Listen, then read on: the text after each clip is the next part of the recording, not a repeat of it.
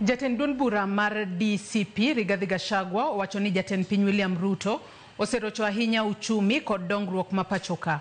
Koloso e kinde mane gitimo limbe e kaunti ma Makueni kod aluora mare, Gachagua omedo ni sirikal ma gichano loso biro konyo bero uchumi mar piny Kenya.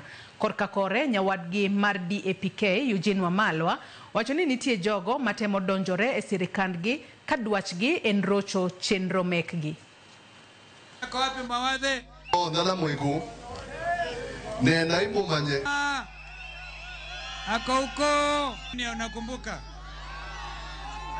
Huyu jamaa ameharibu mambo ya payslip.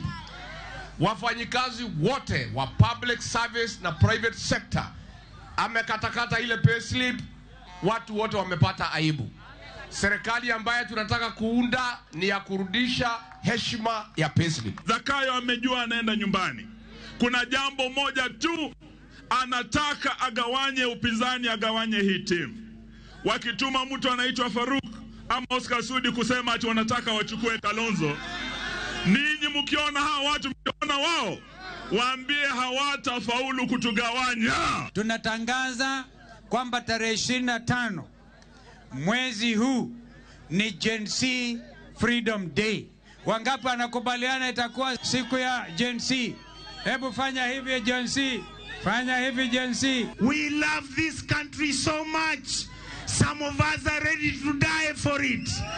Don't let your country be messed up by Ruto. Mumesikia?